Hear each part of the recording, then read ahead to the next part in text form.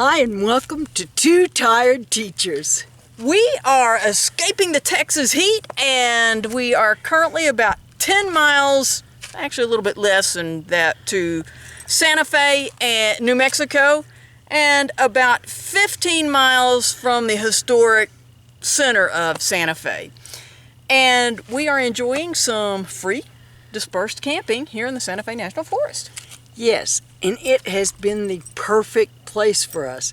It's only about an hour away from Albuquerque. We took advantage of that, went down and visited our friend, Vicki Castell, Sailor Award-winning author. And we went on a 20-mile bike ride there. With her and her husband, Conrad. But this campground, there was a guy on Campendium who had some amazing directions. I've just added a couple of things for clarification here. I'm going to put that on the screen.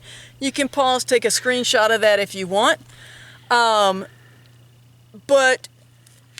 this, I will tell you, our GPS wanted us to go a little bit different way, but his directions were by far the best. Once you've turned, he takes you from 25. The roundabouts, it's essentially, they don't let you turn left, so the first roundabout you take the fifth exit to go across 599, the next one you take the second exit to get on the access road. And going across, you will see the bridge going across. So, and anyway, once you turn on the road that off of the access of 599, you're going past a golf course, an animal shelter with dog parks out there, a sports complex, golf course. Keep on coming down, and there's a bike path. Yes, on the left-hand side as you're coming to this. And we rode our bikes back down to 599 just because it was so much fun. And that's actually going to be a trailhead for the Camino Real. And we rode several miles of that in our camping area here. But when you get ready to turn, you look for a sign about that trailhead. And you turn on a gravel road there, and that gravel road actually dead ends into the camping area here. Yeah, after you cross over the cattle guard, if you'll take a left, like it says in the directions, I forgot to tell Sharon, take a left. Yeah, anyway, you're on a gravel area. And it's a big loop, and that area is just kind of an open area. We happened to come all the way down to the end of that, the far end of that loop, and just pulled into a spot here by ourselves at the end. We are perfectly level without any levelers. It was raining hard yesterday. We'd been into Santa Fe and came back out, and it had rained hard. We had no trouble on that gravel road at all, and no trouble in our campsite. Yeah, it's we've been very pleased. I think we've gotten a little drizzle every afternoon. Sun was shining bright and clear this morning, and we'd recorded this, and I deleted it, so oops. Accidents happen. Accidents do happen, but we have seen buses, Class A's, we've seen toy haulers. There are biting flies here, so. And there are tents here. And there are tents, except there are vault toilets up at that trailhead area.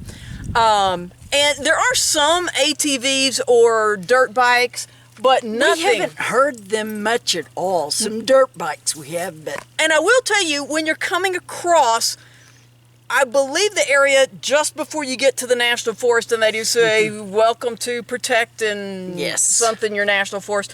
But that area right outside of that, I do believe is BLM. I think there are people camping there, but we don't know that I think it's allowed. I think it says so. We're not sure, but we know this area, it's a clearly defined camping area.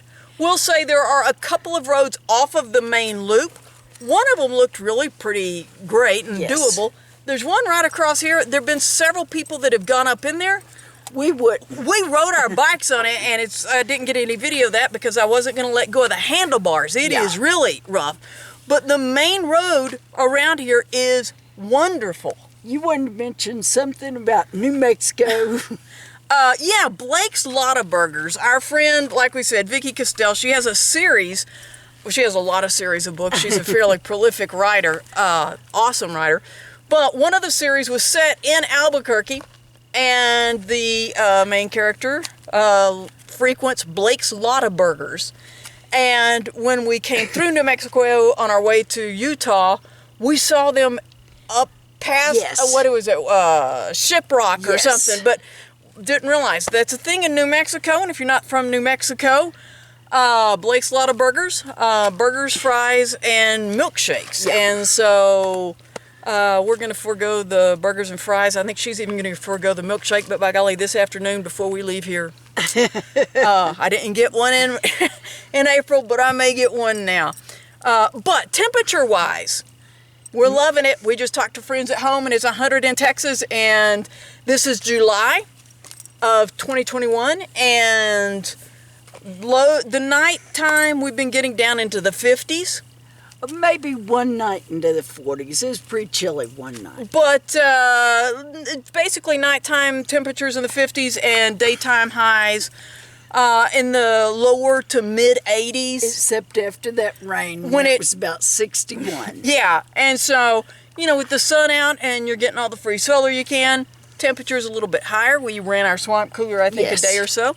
But fans have been all we've needed, and we are loving it. This has been a gorgeous place. This will be our fifth and final night. And we're Texas women. We're not used to mountains, and there are mountains all around. It's kind of hard they've been kind of overcast, but getting to see the mountains, little biting flies. There are biting flies. They aren't that bad of a morning. We've been able to sit out and have breakfast, but and there are trails. That Camino Real, like I said, we went, we rode it back out to the main road that comes across.